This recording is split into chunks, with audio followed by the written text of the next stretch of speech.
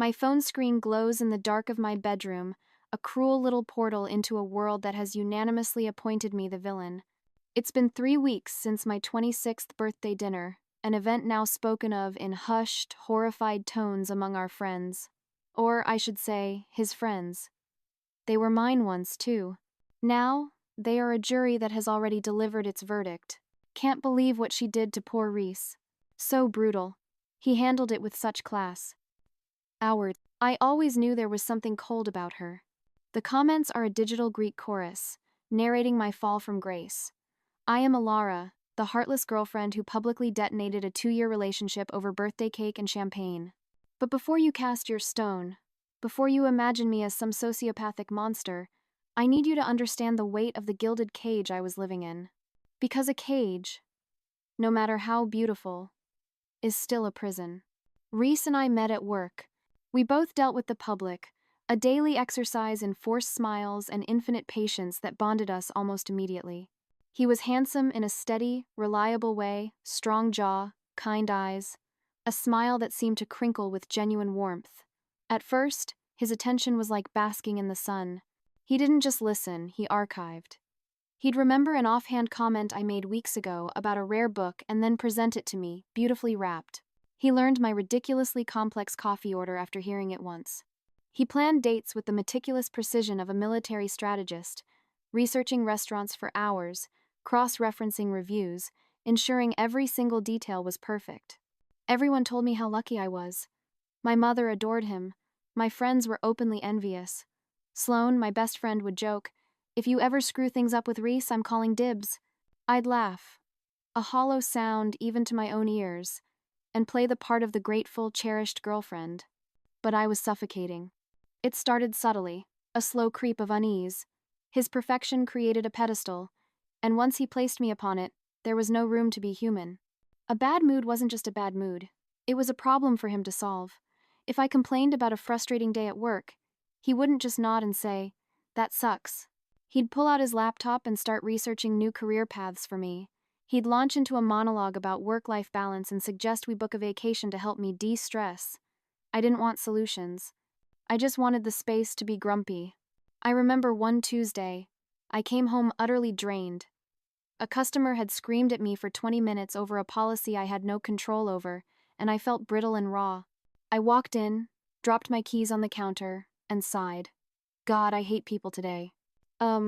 Reese immediately put down his book, his face a mask of deep concern.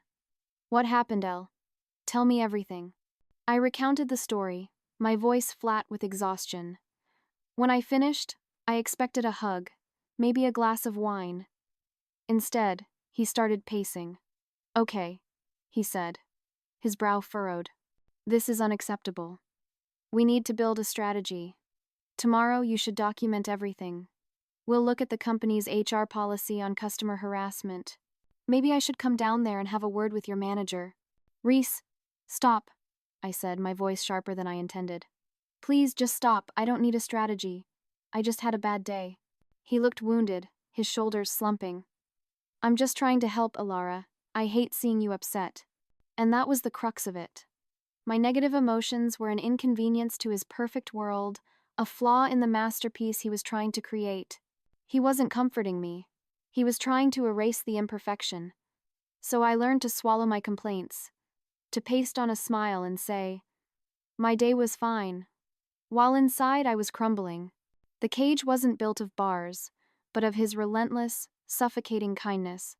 It was padded with good intentions, which made it impossible to fight against without looking like an ungrateful monster. And I was beginning to feel like one. The pedestal Reese built for me wasn't just a private affair. It was a traveling exhibition. Whenever we were out with friends, he would orbit me, a devoted satellite.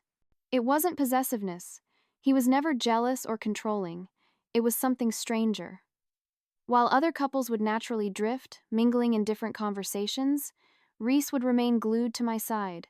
He became my official hype man, a relentless PR agent for a brand I didn't recognize as myself. If a friend mentioned a new workout class, Reese would jump in. "Oh, Alara is so disciplined. You should see her dedication at the gym." I went to the gym twice a week, mostly to use the elliptical while listening to podcasts. I was anything but dedicated. If someone talked about a complex project at their job, he'd find a way to connect it to me. That sounds tough. Alara handles pressure so well. She's a rock. I had anxiety. I managed it, but I was far from a rock. It was exhausting, being the subject of this constant, loving embellishment. I felt like a fraud, nodding along to his praise while a voice in my head screamed, "That's not me!" Sloane noticed it first. We were at her apartment for game night, a loud, chaotic affair, fueled by cheap wine and competitive energy.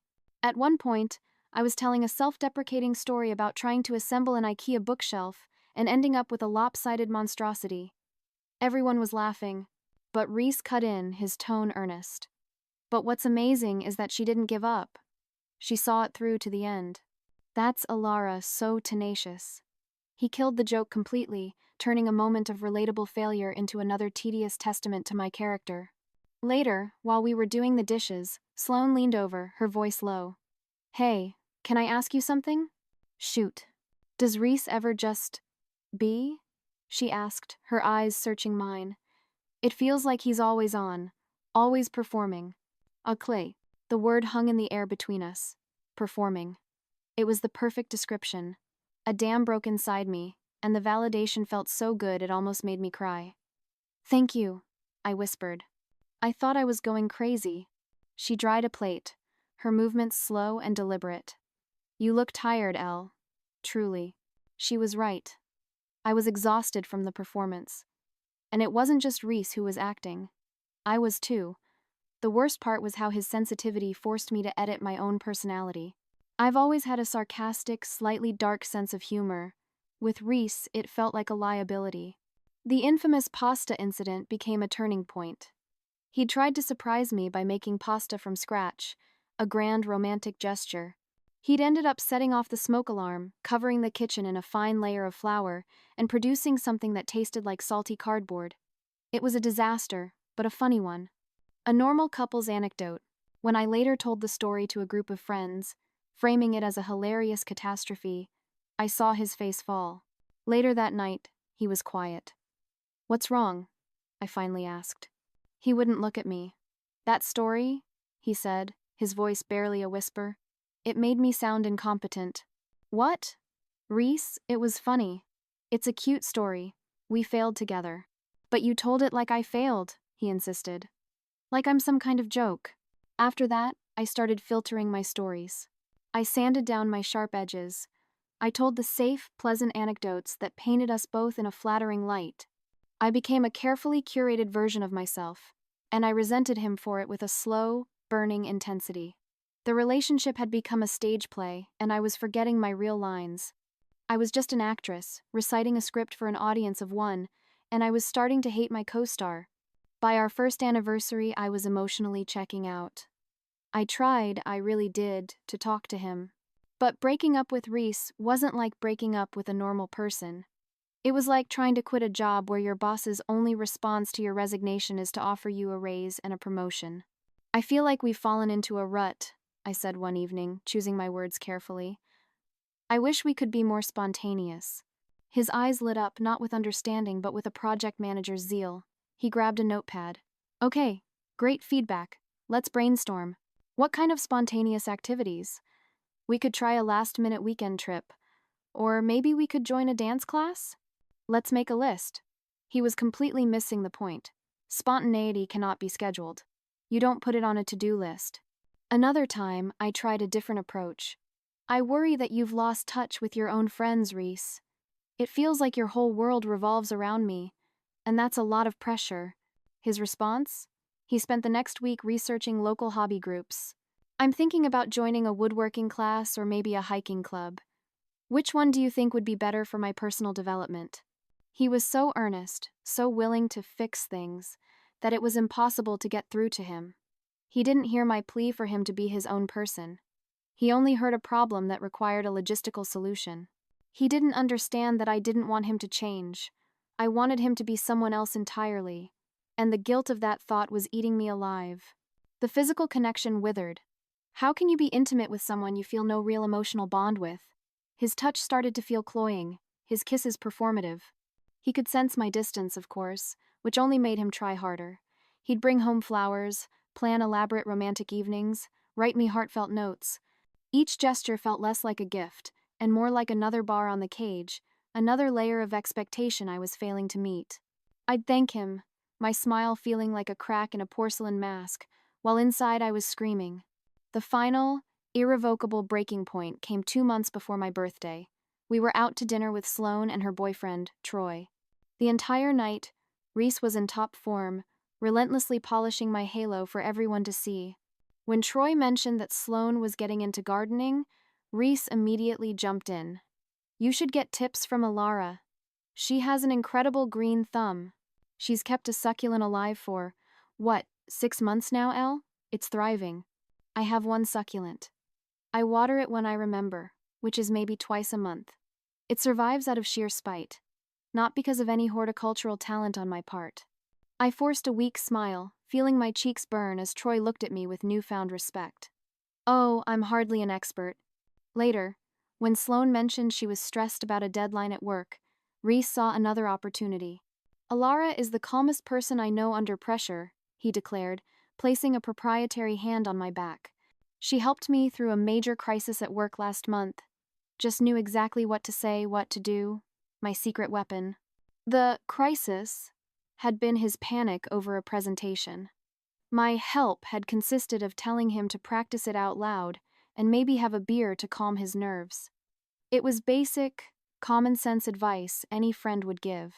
But in his retelling, I was a strategic genius, a corporate shaman who had saved the day with my profound insight. I felt dizzy with the fraudulence of it all. I wasn't his partner. I was his accessory, a walking, talking testament to his good taste in girlfriends. When we got in the car to go home, I couldn't hold it in anymore. "Reese," I said, my voice tight. "You have to stop doing that." "Doing what?" He looked genuinely confused. The constant compliments. The way you build me up in front of everyone. It's too much. It makes me feel uncomfortable." His face crumpled into that familiar, wounded expression. He pulled the car over. "I'm sorry," he said, his voice thick with emotion. "I'm sorry for being proud of you." And there it was. The checkmate. How do you argue with that? How do you explain that his pride felt like a burden? That his praise felt like a lie? You can't. Any attempt to explain my feelings would be deflected by his hurt. The conversation was no longer about my discomfort. It was about his pain. That night, I lay in bed next to him, listening to the sound of his even, peaceful breathing. He was completely unaware that our relationship had just died in a restaurant parking lot. And in that quiet darkness, I finally admitted the truth to myself, a truth I had been avoiding for over a year. I didn't love him. Maybe I never really had. Maybe I just loved the idea of being loved so completely. And that is not the same thing at all. As my 26th birthday approached, Reese went into overdrive. He saw it as the ultimate opportunity to demonstrate his devotion. He started planning an elaborate group dinner, coordinating with a dozen of our friends, booking a private room at an upscale restaurant he knew I liked, even secretly arranging for a custom cake. A saner, kinder version of myself would have stopped him, but I was paralyzed. Part of me was sick with guilt, watching him pour all this energy into a celebration for a relationship that was already a corpse. But another, more cynical part of me was just annoyed. He never once asked me what I wanted. A big group celebration? A fancy restaurant? A surprise cake? He just assumed, planning my perfect birthday according to his vision, not mine. It was our entire relationship, crystallized into a single event. Sloane could tell something was wrong. "You seem extra sarcastic about Sir Plans a lot lately," she texted me a week before the party. "He's going to propose, isn't he?" I texted back, only half joking. The thought sent a jolt of pure terror through me. Her reply came back instantly. "Oh God. Alara, just break up with him already. This is painful to watch." She was right. But how? Any private conversation would just lead to more promises, more lists, more exhausting efforts to fix us. I was tired of the circular discussions. I needed an ending, not another project plan. I needed a full stop, not a semicolon. The night of the dinner, he picked me up, beaming. He looked handsome in a dark blazer, his eyes shining with pride. "Tonight's going to be amazing," he kept saying, squeezing my hand. He expected me to be blown away by his organizational prowess, by the sheer scale of his affection. Sitting at that long table, surrounded by 12 smiling faces, I felt nothing. It was worse than nothing. It was a cold, hard knot of anger in my stomach. Here was this grand monument to us, a relationship that felt like a prison, being celebrated by everyone we knew. And I was supposed to sit there and smile, the grateful queen of a kingdom I wanted to burn to the ground. The dinner itself was a blur of polite conversation and good food, but Reese, as always, kept steering the conversation back to me. When my friend Ashley mentioned her car was making a weird noise, he launched into the story of how my car wouldn't start last month, and I was panicking, he said, his voice full of drama. But Alara was so calm. She just listened to the engine for a second and knew exactly what was wrong. She's a mechanical genius. I had suggested he call roadside assistance. That was it. That was my stroke of genius. But there I was, being presented as some automotive savant, while everyone nodded along, impressed. I caught Sloane's eye across the table. She gave me a tiny, sympathetic wince. That was when something inside me snapped. A wire, stretched taut for 2 years, finally broke. I was done. Done pretending. Done being grateful. Done protecting his feelings at the expense of my own sanity. When they brought out the cake, a beautiful, multi-layered confection, I'll admit, and everyone started singing Happy Birthday, my decision solidified. The melody was a countdown to the end. As soon as the singing stopped and the applause died down, while everyone was still smiling, I stood up. I picked up my wine glass and tapped it gently with my knife. The chatter subsided. The whole table went quiet. Reese looked up at me, his face glowing with an expectant smile. He probably thought I was about to give a touching speech, thanking him for being so wonderful. He wasn't entirely wrong. "I just want to thank everyone for coming tonight," I began, my voice surprisingly steady. "And I want to give a special thanks to my wonderful boyfriend Reese, who planned all of this." I paused, letting the warmth of the moment settle. I looked directly at him. His smile widened. "He has been so amazing," I continued, my voice clear and deliberate. "So amazing, in fact, that I'm happy to say I finally see him as a true best friend, and nothing more." The silence that followed was absolute. It was so profound you could feel the pressure change in the room. Jaws literally dropped. Forks hovered halfway to mouths. But I wasn't finished. "I've been thinking about this for a while," I said, my gaze sweeping across the stunned faces of our friends. "And I've realized that I love Reese, but I'm not in love with him. He is a truly good person, and he deserves someone who can appreciate all the incredible effort he puts into everything. But that person isn't me." I looked back at Reese. He hadn't moved. He didn't look angry, or sad, or even surprised. He just stared at me with a completely blank expression as I methodically and publicly dismantled our life together. And honestly, it felt incredible. It was a shocking, brutal, terrible thing to do. But for the first time in months, I was being completely honest. The performance was over. The suffocating weight was gone. After what felt like an eternity of dead air, Reese slowly pushed his chair back. He stood up, grabbed his jacket from the back of his chair, and without a single word, without even a glance in my direction, he walked out of the restaurant. Reese's exit was so quiet, so devoid of drama, that it was somehow more damning than if he'd screamed at me. His dignified retreat instantly cast him as the noble victim and me as the unhinged aggressor. The awkward silence at the table lingered for a few moments before a few people started whispering, deliberately avoiding my gaze. The party was over. Sloane offered to drive me home. "Holy shit, Alara," she said as we waited for the valet, her voice a mixture of shock and grudging admiration. "I mean, I knew you were unhappy, but wow." It needed to be done," I said, hugging myself against the cold night air. "I've been miserable for months. At least now it's out in the open." "I get wanting to break up with him," she said gently. "But did it have to be so public?" And right then, I knew. Everyone was going to focus on the delivery, not the message. No one would care that I had been slowly suffocating. They would only care that I had made a scene. My phone started buzzing before I even got home. The texts weren't from people asking if I was okay, they were digital gasps of horror. From Ashley. "Oh my god, what just happened? That was so brutal. I feel so bad for Reese right now." From another friend, Mark. "Are you okay?" He looked devastated. "Seriously uncalled for, Alara." Everyone felt bad for Reese. Poor Reese, who was blindsided at his girlfriend's birthday party. Poor Reese, who handled it with such dignity. But no one seemed to wonder why a person might feel desperate enough to resort to such a drastic measure. No one asked what had been happening behind the scenes. The narrative was set, and I was the villain. Over the next few weeks, the social chill set in. It wasn't a dramatic severing of ties. It was a slow, quiet freezing out. Invitations to group hangs stopped arriving. My comments in group chats were met with silence. When I'd run into old friends at the grocery store, they'd be polite, but the warmth was gone, replaced by a cautious, judgmental distance. Meanwhile, a massive support network mobilized around Reese. I'd see it on Instagram. Photos of the guys taking him out for beers with captions like, "Supporting our boy." Ashley posted a long, vague story about the importance of being there for friends who are going through difficult times, obviously subtweeting the situation. I got nothing. Not one person, besides Sloane, reached out to see how I was coping.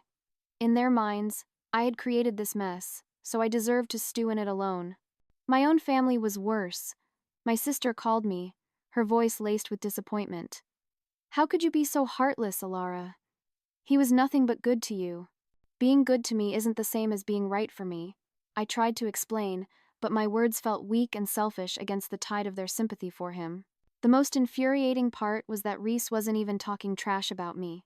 According to Sloane, who still had a foot in both camps, whenever people asked him what happened, he'd just shake his head sadly and say something mature and magnanimous, like, "Alara needs some space to figure things out."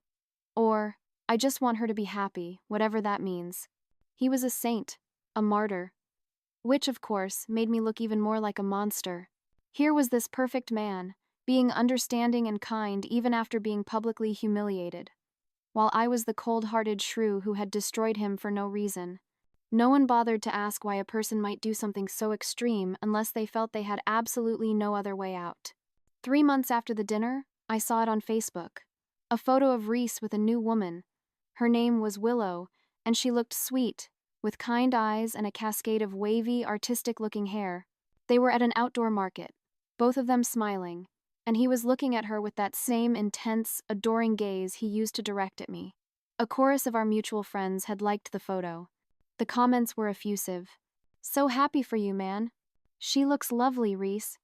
You deserve this." Honestly, my first feeling was relief. He deserved someone who wanted his brand of all-consuming devotion. He deserved a woman who would blossom under that intense sunlight, instead of withering from the heat. That was never going to be me. At least now we both knew it. But then the comparisons started. People began making comments, both online and to Sloane, about how happy Reese looked now, how good Willow was for him, how they seemed so much more compatible than we ever had been. As if his newfound happiness was definitive proof that I had been the problem all along. As if the fact that he was happy with someone else meant I should have just stayed and been miserable. I lost more friends over it. Ashley stopped speaking to me entirely after I made a passing comment about being glad Reese had found his perfect match. Even Sloane started to get weary. "You know," she said one day, "you could have handled things differently." My family was relentless. Every visit home involved a mention of Reese. My mom would sigh and say things like, "You had such a good man, Alara, and you threw it away. For what?" For my sanity, I wanted to scream. For the chance to breathe. For the possibility of finding a relationship that didn't feel like wearing a costume that was 3 sizes too small. But I couldn't explain that without sounding selfish and ungrateful.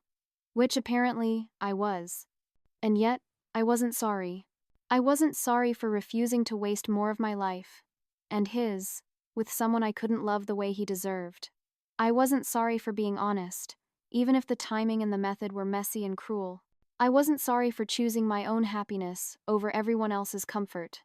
Maybe I could have had one more long, exhausting conversation where he'd promised to try harder, which was the opposite of what I wanted, but some relationships are fundamentally incompatible. Sometimes, the kindest thing you can do is make a clean cut instead of slowly bleeding out.